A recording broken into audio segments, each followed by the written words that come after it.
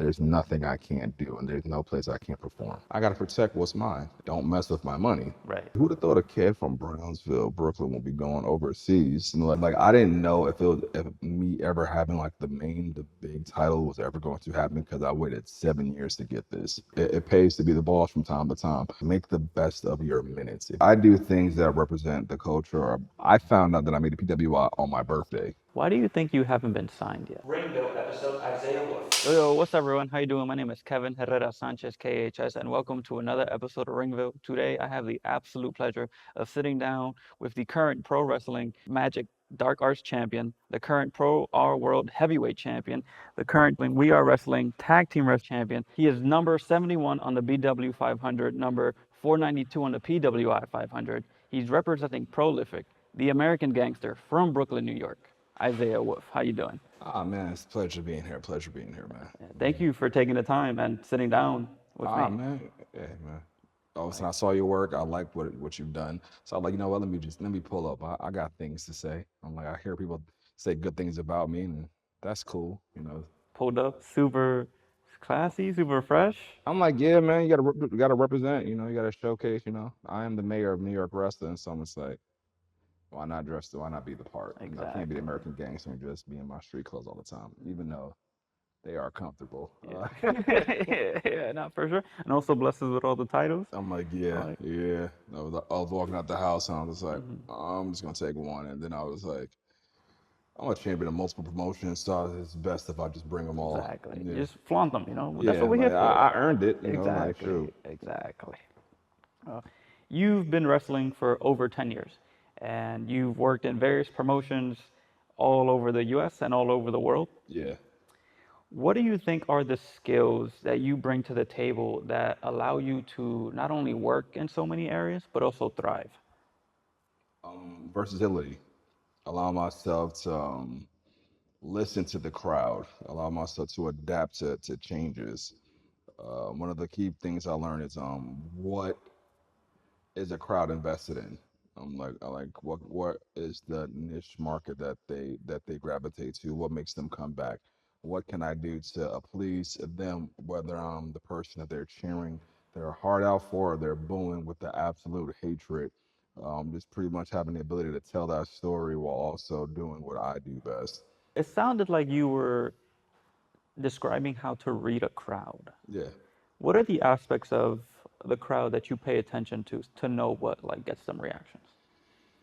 Well, for one, like first thing I do is I like for me, and for some vets that I've been around, I like to see who comes into the building or the venue that I work at. Like to see if it's a family friendly crowd, if it's like 21 and older, or these like your smart indie crowds. They've they watch podcasts like this, or they watch interviews that it's kind of like pull back the curtains a little bit and stuff like that, and you kind of like have to learn how to work around that and do something that people even never seen before, even though everyone's seen everything. And then you just learn how to pick that apart. Like if I'm working a family friendly crowd, then I know I need to like pretty much like if there's that little kid that's not a fan, that he's an ultimate fan. So I need to like pretty much gear my attention towards him, because when all of a sudden he's mad or he's excited, then mom and dad is gonna be mad and excited, and all of a sudden then that's gonna just start to like attract the massive amount of energy, and that's gonna make my job a hell of a lot easier, or at least even more fun. And when did you start picking up on that?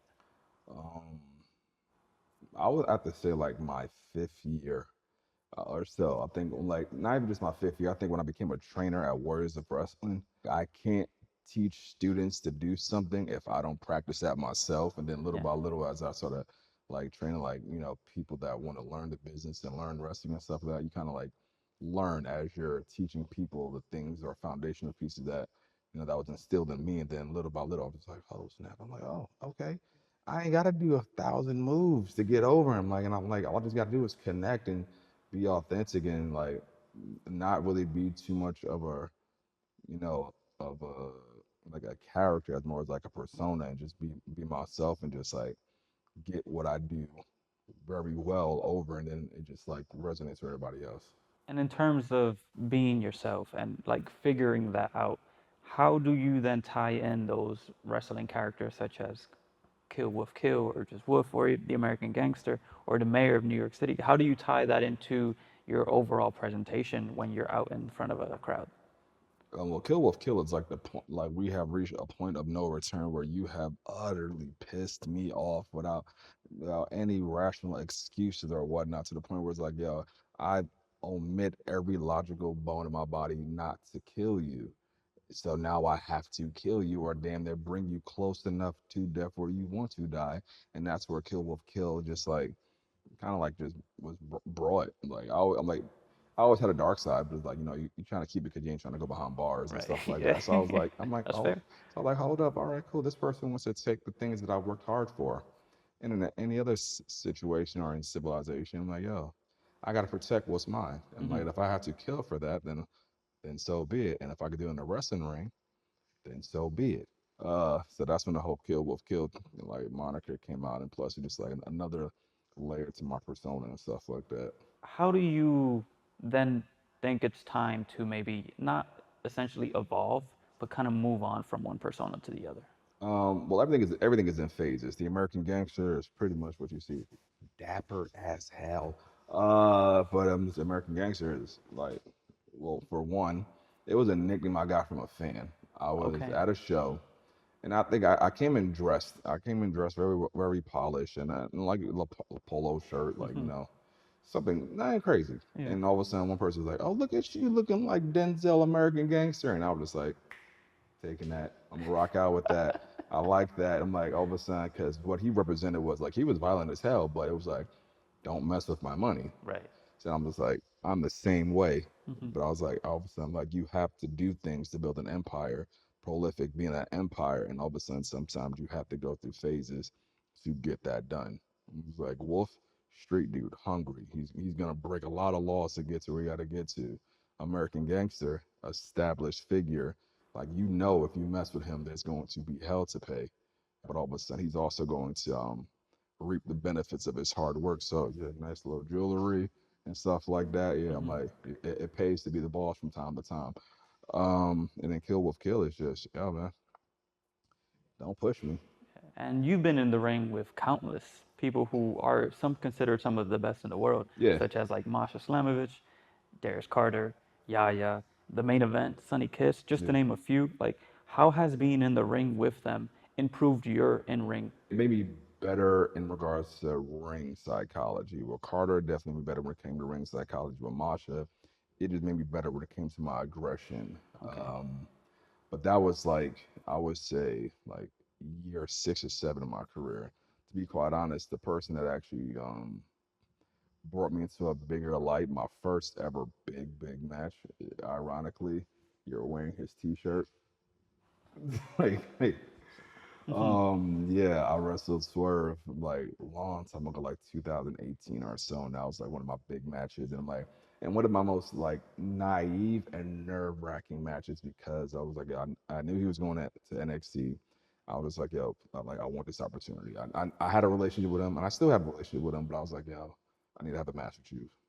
We got to do this. Yeah. And like weeks prior, I trained like a madman. I was at practice 3 days out the week. I was in the gym, like close to like 3 hours of sleep, just trying to get myself mentally and physically ready. Just if more so physically ready, because I was already like more. I was bigger than him by Hmm. size. He was just taller. And I was like, yo, I gotta look good. Cause I'm like, he's going to NXT, and then all of a sudden, this is the naive part of me. I'm like, he's going to NXT. So if I have a good match against him, then I'm gonna go to NXT Right. following. And Yeah. No, that's clear. That's logical thinking right there. You I'm like, yeah, know. that's a but I feel like that's young indie, that's Hmm. young indie wrestler and me and whatnot. So I'm like, the day of the show, I see him like we chopping it up, and next thing I know, I'm like out of nowhere my music hits, my nerves got to me, and I can admit this now. Like my nerves got to me, but I got through that match. I Okay. won, Yeah. but I got through it, and I was like one of the only matches I can actually say if I ever had like a mulligan, I would do that over, because I am such a better wrestler now than I was then, and he's a great wrestler, like then, but even better now. And Right. it's like, yo, how I'm working in the ring and how he's operating, I know I can hold my own, if not even excel like any rational thing I could have thought about doing in the ring. But from there, it's like after the pandemic, opportunities kind of like picked up for me. like CZW opened the doors officially and brought me back. And I think my breakout match was against Fred Yehi. So it was like I knew how he operated. And I'm like I knew what I was starting to like develop and stuff like that. And then I remember one time I was just like I had Marcus come to the show, and I just looked at him. I was like, "Yo, Marcus, I'm ready." And he just looked at me like, "What you talking about?" Yeah. Like I'm just like, "Yo, I'm ready. Yeah. Trust me." And I was like, "All right." Out of nowhere, and this is one of the things I say about learning how to listen to the crowd. That night, I was supposed to be. I was a heel. I was a bad guy. Hmm. Well, more of a protagonist in a sense. And Fred was supposed to be the antagonist to the baby face and stuff. And the moment we get in the ring, all of a sudden, like the crowd just turned that in an instant. I'm just like, and all of a sudden, I'm hearing both these guys.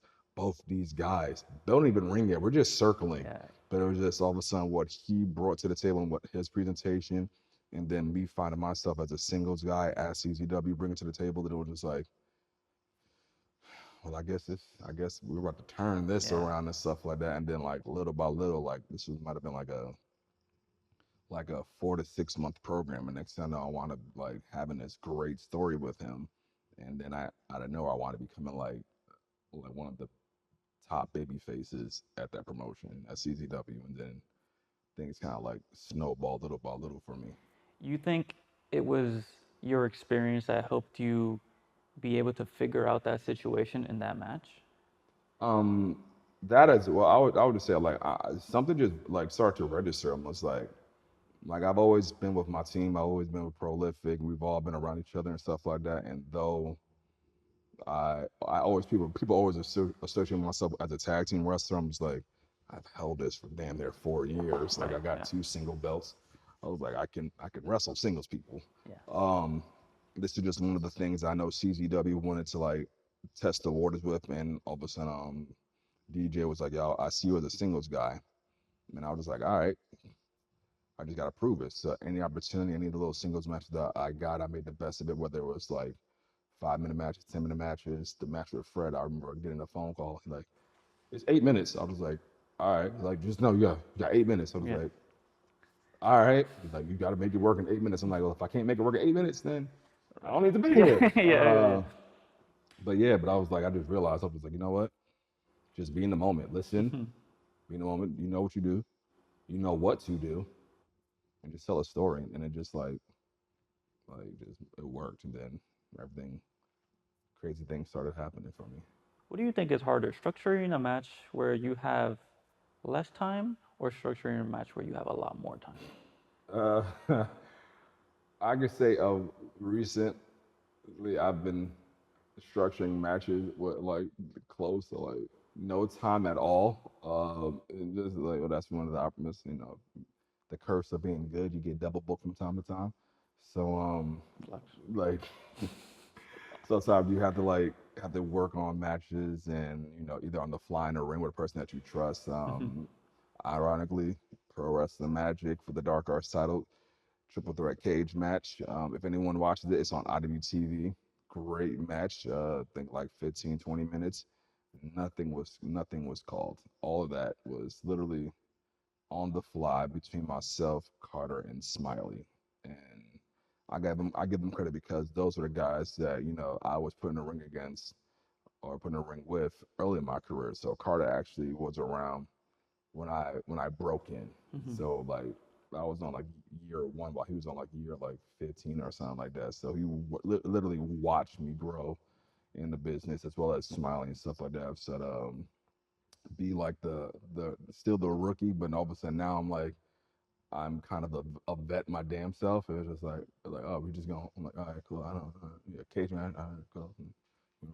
Hit my music. Boom.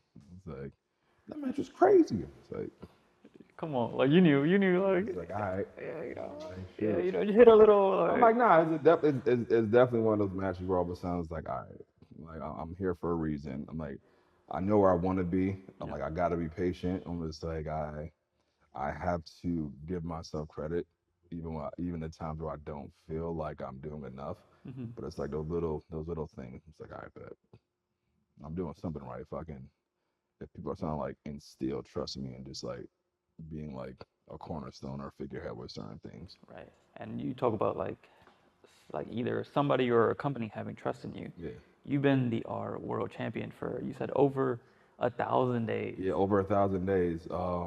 Close to 4 years? Close to 4 years. Close to 4 years. And to be quite honest, like I didn't know if me ever having like the big title was ever going to happen because I waited 7 years to get this. So it was just like that long, treacherous like journey. I'm just like, and like Ron Starr, I will give him credit like for taking a chance on me because all of a sudden when he was telling people that he was gonna do a promotion and he brought up my name, there was a lot of people that was apprehensive about me because they're like, oh, Wolf got a chip on his shoulder, or Wolf, you can't tell him nothing. I'm just like, nah, that's bullshit. I like, do I have a chip on my shoulder? Sure. Yeah. I know what I bring to the table, but also when I came into the business, I didn't come as a teenager. I came in as a grown man. I already had a kid by the time I entered this business. Okay. So I was just like, I wasn't a child. Like I had previous life experiences. I was a grown man. So all of a sudden, like the bullshit that you kind of go through when you first break into the business, I didn't go through it like that because I didn't play that. Okay. And they knew that. Yeah. So when you can't really beat them, you talk about them. But yeah, but they're not in the business no more, and um, surpassed Yeah, them. you still here. But I like to thank y'all for the motivation, just like for the hate that y'all give and just rocking me to greater things. But yeah, and all of a sudden, like he took a chance on me. I'm like, I stood out. I delivered what I needed to deliver. I made the best of my minutes. And that's what I like to tell the young kids. Make the best of your minutes. If you have 5 minutes, make the best of those minutes. If you got 10, make the best of those minutes. Just make the best of the time that you are given. And I kept doing it. And then one day I had an opportunity to wrestle him for the belt. I like knocked him out. That sound effect fit too. Yeah, like knocked him out. And here I am, like almost 4 year reign, 1,000 days. Just defended this bad boy overseas. And I see myself doing it yet again, real soon. What was it like taking the belt overseas? Nervous as hell. Uh, I'm like, this is my first time abroad. Like, when I tell you, I'm like, I always laugh about it. I was like, who'd have thought a kid from Brownsville, Brooklyn, would be going overseas and like over a dream? I was like, man, I remember back in the day in 2002, I told people I love wrestling. They thought I was a weirdo. I was like, you still watch that shit? I was like, that's really? Like, how old are you? I was like, yeah, that don't matter. Like, I kept the fact that I want to be a wrestler quiet, but I was like, I'm gonna do it. I'm gonna Yeah. do it. I don't know when I'm gonna do it, but I know I'm gonna do it. I'm going to do it. And next thing I know, yet again, CZW, credit to DJ Ha, Key Ming, and the management team over there. They had an opportunity to do a European excursion. Myself, Lala, a couple of wrestlers that are great talent in their own rights. We just traveled abroad for those 4 weeks, and the opportunity presented itself for me to defend my title overseas in Holland, and I took it. And I was just like, the first thing I did, I called Ron. I was like, yo, Ron. I was like, I don't want you to, get anxiety or get nervous or get overly happy or whatnot, but there might be a possibility that you may have a world heavyweight champ as just opposed to a heavyweight champ. So it meant a lot for me because I'm like, this is like I've won a world title. It was a secondary belt, but I was never able to make something a world title. And the fact that I was able to do something that most people don't get to do meant a Right. lot to me because it was like, all right, cool, man. If you can't say anything about me, it's the fact I'm like, yo, I was able to do something. I made it a world title. You could, if you win this, good for you. Congratulations. Yeah, yeah. But the reason why it's a world title is because my ass went over there against their top talent, had a banger, and next thing you know, yeah, I come back and I get a third belt that says world heavyweight champ on it, and I just been holding it down ever since. What is it like going to a whole nother place across the world, across the Atlantic, and wrestling in front of a crowd that's extremely different? I love it. I love that challenge. It makes me better because I was like, I've realized the same stuff that you do in America does not work overseas, and Interesting. it's like it doesn't. I'm just like, yo, I was like, yo, their audience is different. I'm like, I don't feel like I didn't feel like I did a lot, but I feel like I did I did my job to engage, and the person I worked with, Safar, great wrestler, still won though. You gotta throw it out there. Yeah, I Yeah, throw it out there, you let got him to. You know. got to. All of a sudden, he was a great heel in his character, and all of a sudden, he had them hate him. He had them love me like a foreigner Hmm. defending a belt at a promotion they never even heard of, and then it was just like we were able to steal the show, and we was literally closed out the first half of the show. So like, I got to engage with the crowd during intermission and stuff like that, and Holland showed me mad love with that, and it was just like I'm like, damn, like this is my first time. This is like we've been training for just about like 3.5 weeks, and now we're trained at the WXW arena or academy in Gelsenkirchen, Germany, and Pronunciation was dope, too. yeah, man, I practiced. Yeah. I was, He was in the mirror just saying yeah, it. I was. When I was there, I was like Gelsenkirchen, Gelsenkirchen, Gelsenkirchen. When I was over there, I was like, Uh-huh. all right, and I traveled and stuff like that. But yeah, we trained there. I'm like, I know one of the things I asked their head coach or their head trainer Rob. I was like, yo, what gets the crowd? Like I know the moves I can do. I know the spots and all this other stuff. Like, what is it that and gets the crowd invested into a character that they've never seen before, a persona they never, or a Hmm. wrestler they've never seen Yeah. before? And he just told me to tell a story, and I just took that with me when I got to wrestle at Pro Wrestling Holland. Shout out Martin, the owner, because he was the one I was like, I'll let them defend my belt there. And he was just like, no problem, brother. And I was like, and he was Yeah. like, and it is my first time in Brenda, Amsterdam, and at a skate park, and there must have been like 600 people, and I remember just like going through the motion and whatnot, just like just getting the match and stuff like that structured, or just like even though I hate really seeing getting the match structured, I was about to wrestle. Like I was getting like I just getting my mind right before it was showtime.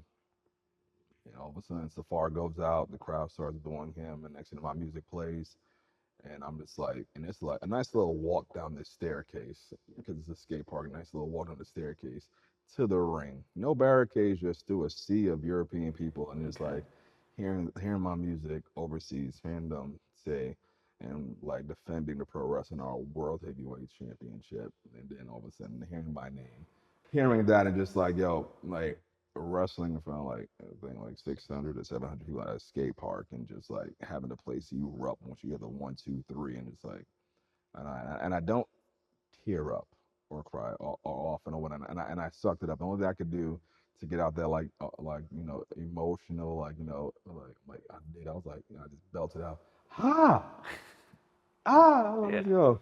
And it was surreal. And then the following day, I just relaxed a little bit, like decompressed, and I was like, all right, cool, I did that.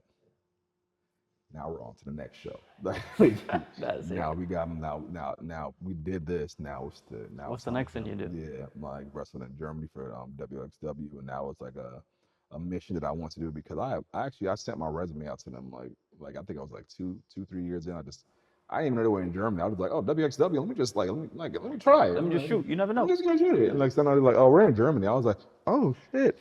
Mm. I don't have a passport. Okay, all right. I'm like, we'll figure this out. Yeah. We'll figure this out. And then it was like, who would have thought? Like, long and behold, something happened. And I was like, it's meant. I guess this is meant to be. But wrestling out there it was just cool. Like, it just for me, I can rush and be like, yeah, I want to go to NXT. I want to be AEW. I want to wrestle all these top promotions and stuff like that. But maybe this is like the old school in me from time to time. I always felt like, yo, if you can become a journeyman and a jack of all trades because you've wrestled every top wrestling country in the world, by the time you get to that main stage, there's nothing I can't do and there's no place I can't perform. You mentioned that you kept wanting to be a wrestler Yeah, very under wraps, yeah. strictly. What was there anything specific that then made you like, I'm gonna just jump right into it? The birth of my son, D3. Yeah, I'm just like, I think after like when he was born, I was like, yo, I gotta like if I do anything like as a father, if I do anything, and all of a sudden I'm going to be able to say I lived my dream, or I tried to do my dream, or I'm trying to manage an accomplishment for my dream. Like, so, if you ever have a dream that you want to tell me, or that you ever want me to support, because I didn't really get the support like that I wanted to, Hmm. but I'm like, yo, if you ever have a dream that you are adamant about, that you wake up about, like all of a sudden, like the first thing you do when you wake up is think about you doing this, then I know it's something that you really want to do. And I'm like, you know what? I rather raise my kids in in a manner of which I can say I don't have any regrets on not living up to the dreams that I've had, or not accomplishing a dream. Someone's like, I'd rather, I'm like, because I realize this, because my dad and my mom, they probably had dreams and aspirations that they wanted to do, before they had me and stuff like that. And, life, turned, went left for Yeah, them yeah. and stuff like that. So I'm just like, you know what? Yeah, they scratched and clawed for me to have the ability to do the things that I do now, or do the things I was able to do then. So if I can actually say, I'm like, yo, at least I tried this and I gave it my all. I'm like, so it's like, yo, I have no regrets for what I've done, or what I'm like, because I'm still able to do it. I'm doing it now. If I can do that, then all of a sudden, I'm like, yo, there's nothing I'm not going to support you. I'm going to support you 100%. This may be a bad question, but I'm asking. Why do you think you haven't been signed yet? Um, Timing. I'm just like, right now I can say this, and this is a conversation I've had quite often, but if not with myself, then with like other veterans that's been like the Dan Moffs, the Rich Swans, who I beat. Um, he gonna kick my ass. The Carters, and just like people that I respect, and I say respect because I don't give my respect to a lot of people in this business. Like, respect for me is the equivalent of time, and the equivalent of my currency. Okay. Like, I was like, first of all, like, for me to have respect for a person, or respect for a rest in this business, I'm just like, yo, then all of a sudden that means I took the time out of my life where I could be doing to make more money for myself, to all of a sudden sit down and build a bond with you on a common thing that we both share. And all of a sudden you happen to be a little bit better than me at it because you started before me, but you was able to give me the knowledge to help me be a better person without being a dickhead Right. about it afterwards and stuff like that. Like, I know Carter's gonna like be Carter, but all of a sudden, like, when everyone was like pretty much saying I had a chip on my shoulder and all this, that, and the third, Carter was one of the few people that were just like, yeah, straight up honest, and told me what I needed to work on and what I need to do to get better, and just like never really try to like. I hate saying this because it's such an indie thing.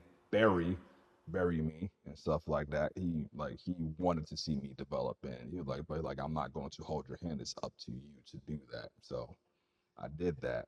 But in regards to the reason why I'm not signed, it's like there's a lot more things I want to do in the independent market that I might not be able to do just yet with the major companies. Even though, like, I feel like they have those opportunities to do that, but you have to go through a lot more cities and towns to do that. Like, all right, cool. Like, they wrestled in Germany. I'm like, all right, well, I've been there too. They wrestled in London. Well, like, well, I did that as well. It's like, okay. I'm like, all these places they've gone to. I'm like, I've been there myself on, like, but I've also gone to take the time to learn their craft.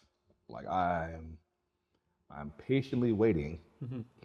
but when I get there, like I said, I'm gonna make the best of it. I'm going to make the most of it. And right now, I feel like wrestling is extremely oversaturated.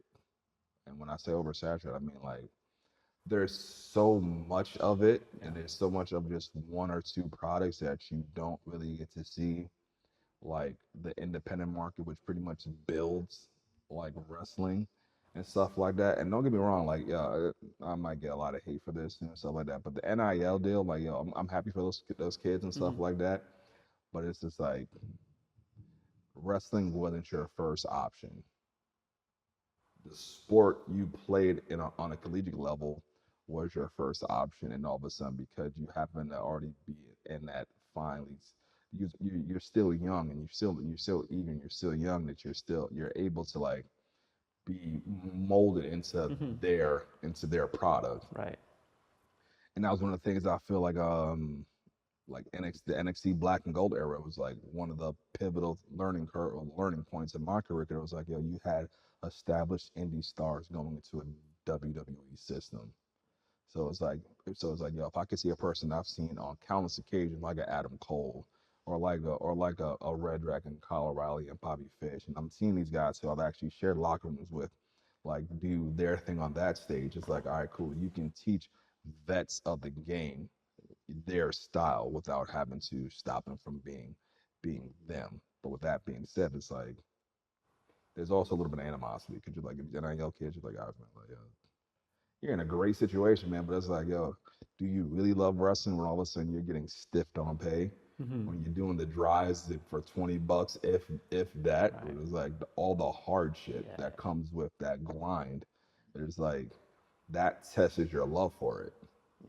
Like losing money to go to Yeah, a booking. like losing when like you're like not going to parties, so like missing weddings, so like just I'm like you're like all the important pivotal of like average people like take for granted. It's like, yo, we don't get to do that. And it's like, yo, can you really love something if you haven't gone through the hardship of doing that? But I'm like I said, man, yo, kudos to them. Like, yo, make your money. Hey, make your money. I was like, cause once it's over, that's it. Like learn a skill. Trust me. But will I ever get signed? Yeah. It's like when I get signed, I don't know. It's like, but I have a wealth of knowledge. I have a wealth of experience. I've been places. I'm just like, so whatever happens. I'm like, I like I said, I'm making the most of my minutes. Let's talk about Prolific. That's your group, your faction that started off with Marcus Marquis Yeah, man.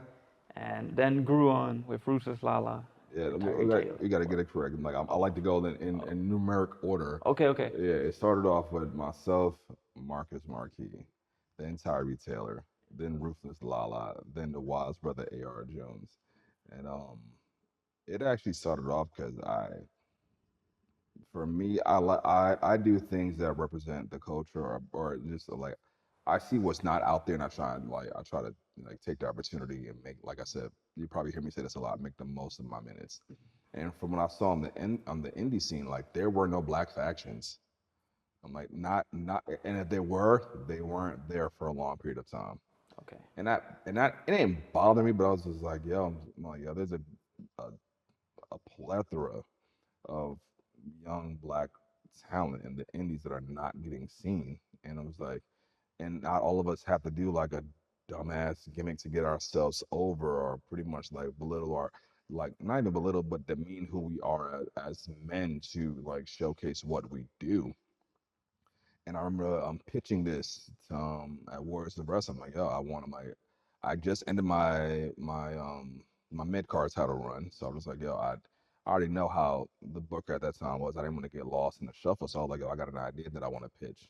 And all of a sudden, I know Marcus was just ending a situation with his story and stuff like that. And I was like, yo, I don't want my brother to get lost in the shuffle because, truth be told, me and Marcus started the same year. Marcus started a month or two before me because all of a sudden we met each other through pay-per-view parties. First, yep, I like wrestling, shout out, and then we just gravitated to Jobber Tier podcast, pay-per-view parties. Can you even say pay-per-view party? No, we're gonna say Viewing pay-per-view parties. parties? Yeah, viewing Oh, party. yeah. Pay-per-view, okay? Yeah, yeah, Yo, I'm showing my age, but come on, man. That's what it was before. Facts. Yeah, like I know one time I was on IG and it was like, we want to do a special shout out to Marcus Marquis for making his pro wrestling debut and stuff like that. Then I was like, huh. Looking at my kid, I'm just like, okay. I'm like, all right, what are you training at? Next thing I know, we rolled up on him like, yo, Marcus. He's like, yeah, what's up? I was like, where do you train at? Just pressing him Yeah, the like. president like, yo, where do you train at? And he told me words of wrestling out in Staten Island. I had a brief stint at Johnny Rod's in Brooklyn and stuff like that. So next thing I know, I'm like, all right, cool. I'm just like, yo, this is the perfect time. It's like I either got the shit or get off the pot. And I think September 28th, 2015, I find myself riding my bike, not an electric bike, not a gasoline bike, an actual Lance Armstrong style bike. I found myself riding my bike from Spanish Harlem, 110th and 2nd Avenue, to the Staten Island Ferry. From the Staten Island Ferry to 3555 Victory Boulevard. And I was just like, met Joe Bellini, the owner. Chopped it up with him. We like had an understanding, and he was like, "Yo, how did you get here?" I'm like, "I rode my bike." He was like, "Where'd you park?" He's like, "Where'd you park your motorcycle?" I was like, "I don't think you understood what I said." I rode my bike. He like, "Where?" Like, it's in the gym. He looked at it like, "That's a pedal bike." I was like, "Yes, man." Like, next thing I know, before I even like started, like first you started, I like this is one of the time I came in with a lot of hype, or not negative hype in the sense. 'Cause I bet he posted on the training page. He was like, "Yo, there was a young man that came to the school one day from Harlem on a bike, and most of y'all live in Staten Island. And y'all still can't make it to training on time." And I was just like, "Oh, there goes my introduction." It's like that guy. I'm like, "Well, so you the bike guy?" I'm just like, "Yeah, yeah, I am." That's me. Yes, and at that time I was like, "All right." Uh, my first day, I was just like, okay, all right. Only black guy. But I was like, hey, all right, just keep to myself.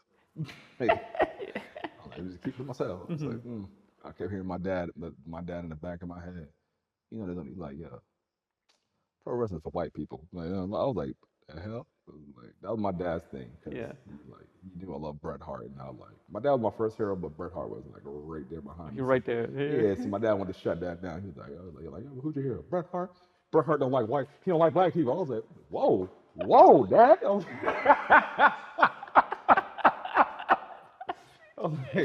He like, was not having like none of for that. real. I'm like, mind you, he introduced me to wrestling, but he was like, nah, I ain't like my son ain't gonna look at nobody else. I was like, nah, not me. I'm like, oh, okay. He gonna start wrestling, Yeah, just so like you for can real. I say. was like, all right, pops and stuff like that. But I was like, yeah, I did it. I was like, it was crazy because like I have a newborn. I'm trying to train wrestling, so I'm just like, and I'm not in my first month. I didn't get to be there as much as I like. So it was like, yeah, the one day out the week that I was there, I had to, like I said, make the most of my minutes. So I was there 6 to 5 hours. I'm just like trying to pick everything up. So the next week, I could be in like an intermediate class and learn the other Mm. fundamentals and footwork and stuff like that. And then 4 weeks later, I get a text message from Joe.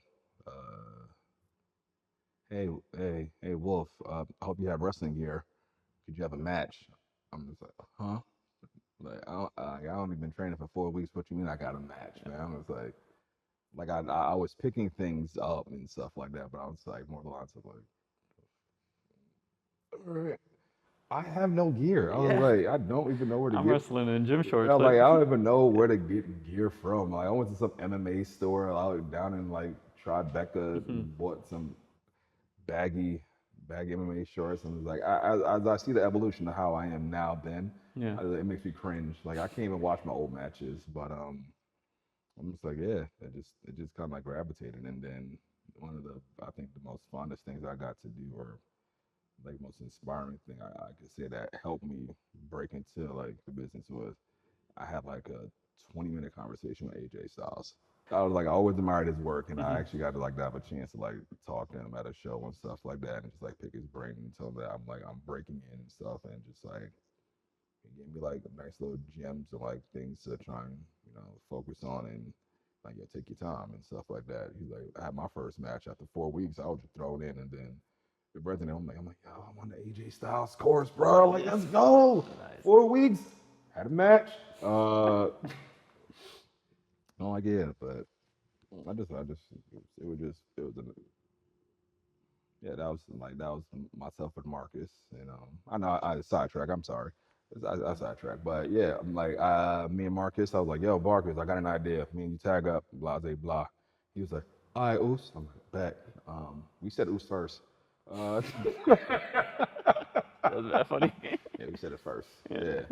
Yeah. Next thing you know, I was like, all right, cool. I'm like, I was just thinking of things. I was thinking of like, I'm like, what's the name? Because they'll literally just say, come to the ring, Marcus Marquis and Isaiah Wolf. I was like, oh hell no, no, we need something Any that's, little something there. yeah, we need something and stuff like that. And I was damn. I was actually listening to last time that I checked by Nipsey Hussle, and he has like a tattoo, like a infamous tattoo along the sideburn that says prolific. And all of a sudden I'm just like, yo, and then like I don't know, like I don't know if this like it just spoke to me, that word or that name, and you're just like, I was like a prolific, and it's like, all right, cool, like prolific, like that. I do a little research on what people like gravitate to and stuff like that. I was like, yo, prolific. I was like things that people can follow and structure behind. I was like, oh, I think this can work. And I pitched the name, and I was like, all right, cool. I'm like, all right, we have a match this day. Like, I just can't come out looking like two brothers about to bust somebody's ass. I'm like, we gotta look somewhat cohesive. Yeah. So on the first T-shirt I made, I was like, yo, prolific. I was like, you just can't say prolific. I need to have something in the back. And then I was like, all right, oh shit, like evolution. I'm like, all right, cool, yo. They know they had their slogan, self-made, get paid, um, get laid. I'm like, well, I can't say that because I'm a family man. Wait, but I was like, all right, bet. So I was like, all right, what is something that that we do that like it's a part of our culture. I was like, all right, cool, we are self-made because ain't no one make prolific. Like no one got us over. Like we get paid clearly. Um, but I was like, all right, what else? I'm like, oh, hold on. I'm like, yo, what do I mean? Play spades. It's like, and it's something. It makes you laugh because it's like, yo, like you can get really intense. Like, yo, self-made, get paid, play spades. It was like, diffuser. Yeah. What black people do play spades. And it was like,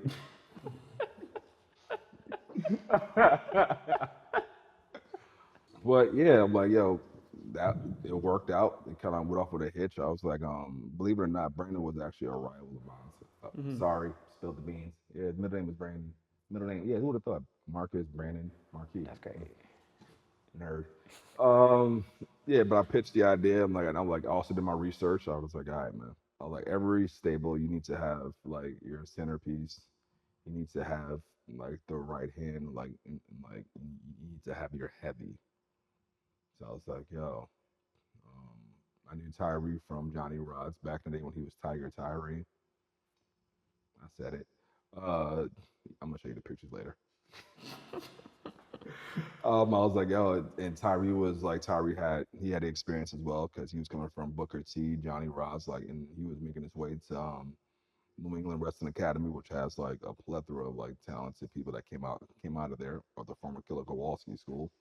So I was like, I pitched the idea. I was like, yo, this is what I've been thinking, and this is what we're doing, and stuff like that. And I feel like it's something different than what's being portrayed on the indies, because the only thing that you see in wrestling as a black stable was the New Day, or like people were comparing us to the Nation of Domination of the New Day, and we are nothing like that. And I wanted to make sure that we had nothing remnants of that in regards to like the persona that we portrayed. And believe it or not, it just he was with it.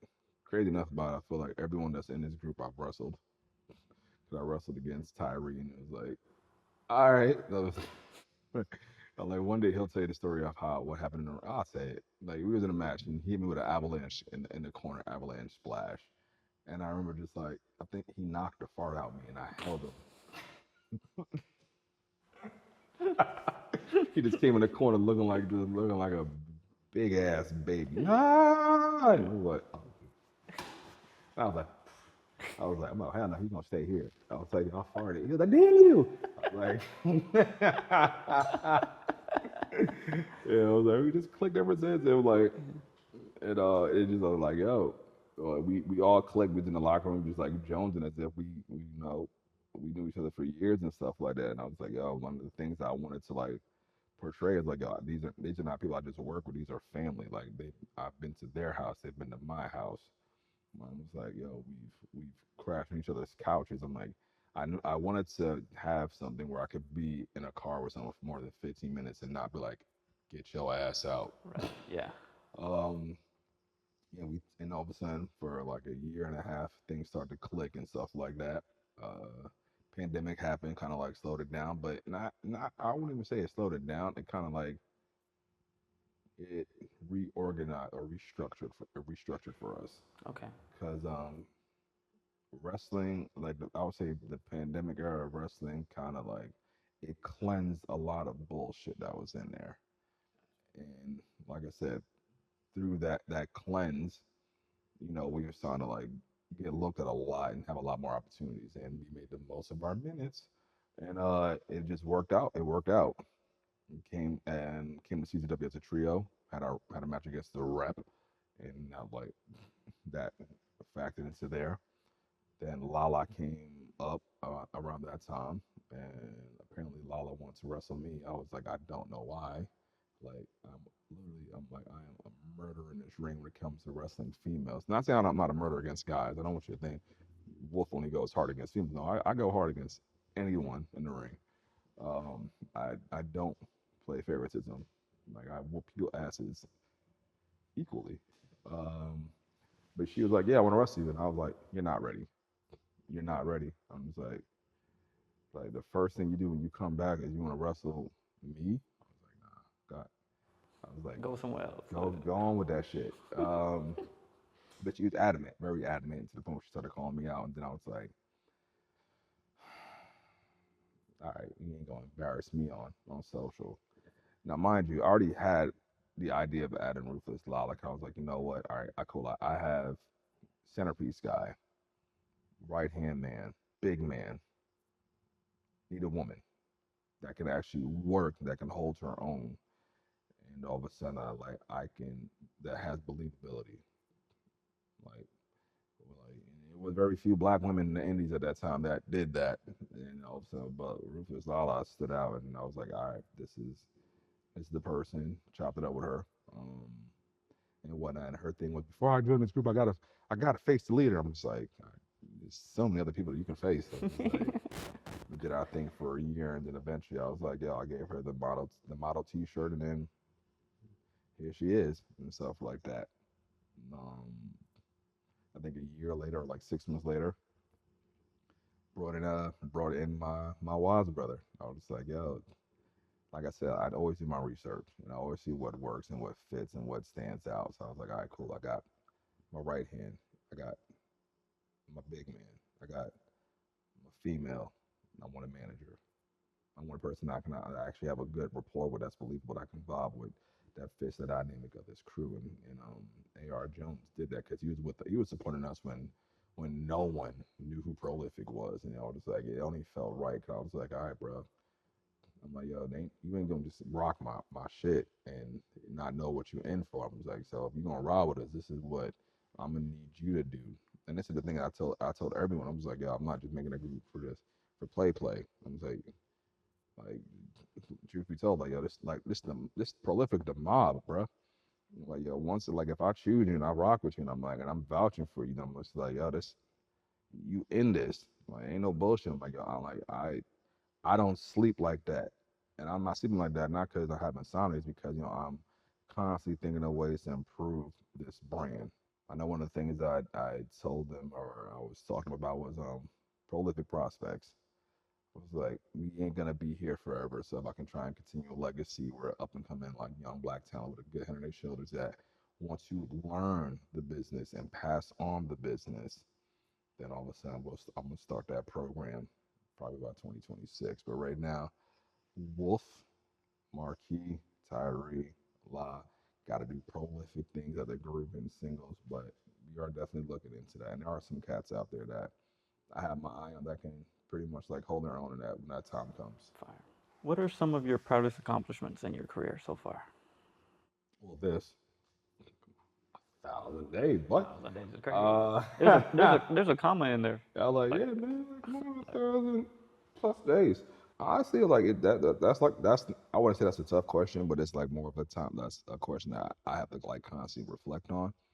But yeah, I can actually say winning this, making this a world title, making the PWI for the first time, like because I found out that I made the PWI on my birthday. So it was literally a surprise birthday present to me. I get a phone call. Yo, you made the list. I was like, I'm at work. What list? Yeah. Wait. Did I get canceled? What the hell? Like, I'm in there cutting up, so I'm like, I see a screenshot. You in the PWR? I'm like, oh, let's go. Um, I would say that's like my mother accomplishments. I ain't even trying to be like on some like cockiness, even though I can be. Now go ahead. I feel I've accomplished some things. I've accomplished a lot of things that I feel like weren't meant for me to have, but I did it. So like going overseas, my I didn't think I was gonna do it. I didn't think I was gonna do it, but I did it. You know what? I think I'm gonna go from top, like from 5 to 1. Number one was winning this because this was like one of the biggest obstacles for me in my career. Number two is going overseas. Um, Number three happened to be wrestling for the Ring of Honor 6-man titles with my brothers, Marcus and Tyree, against his OG Shane Taylor, Khan, and Moses in STP. So I was like, that was something like I didn't even think that was gonna happen. I was like, because at that time, like mentally, I was like, I wasn't there. Like, like I was just like so spent because like after the pandemic and then just like life itself. I was like, oh man, yeah, I don't even know if like I don't even know if wrestling even wants Wolf or prolific. So I was like, yeah, I'm like yet again, I'm gonna make the best of the moment, the minutes that I have here. Yeah. It's like that was the first Jobber Slam event. They booked it, we stole the show, and I was like, I think the lab before I left the ring, I think I took a bow and I was like, oh, thank you, and it's like. Right when I was about to like just like take a break or just like see where I was at in wrestling, like CZW, shit, main eventing a few CZW shows, but actually having my own signature match at CZW against Fred Yehi in trial by combat, no ropes, no rules, knockout or tap out. Yeah, that's like number four. And number five, whenever I get this contract. There you go. There you go. I'm like, yeah, man, but I would like to say those like defining moments for me right now. Oh man, thank you very much for taking the time to sit down with me. Oh, no problem, man. No problem. Thanks. All these belts. Like, hey, pro wrestling magic. I felt 3 belts. I felt 3 belts there. I'm a triple crown champion. Would have thought that. Anyway, Anything you would like to plug to the cameras? if y'all don't know RingVille, man, y'all need to get up on it, man. Like, shoot, wake your ass up. But Isaiah Wolf on the Isaiah Wolf on Twitter or X, Facebook Isaiah Wolf, Instagram Isaiah_Wolf 23. It's crazy. Like I feel like I'm never gonna really fully like enjoy my accomplishments until after I'm done. Yeah. When you start looking back. Yeah. I realized that I'm just like I'm not a guy that gets to like really get to reflect too much. I'm always on a go. I'm always like knuckles deep in the earth to make it spin and just like trying to do it. But I'm just like what? I feel like I will thoroughly enjoy my career when it's time for me to hang it up. It's like I will say this: I beat Shane Strickland, I beat Swerve, I beat Rich Swann, I've beaten people. Those are honorable mentions. I like it, but yeah, man, like I feel like I still have a lot more to offer, and I'm not done yet. And I feel like what is going on in the indies and professional wrestling today, I'm like I feel like I get those moments to like showcase what I can do. Ain't nobody touching me. So I'm just gotta wait and see. There you go. Wait and see. Yeah, man. That's her. Like a crock pot. You just got like all the ingredients is there. You just gotta wait for that stuff to be finished. Exactly. Yeah, wait for the shit. You just wait for it to be done. Well, thank you for watching, everyone. Until next time, we out. Later.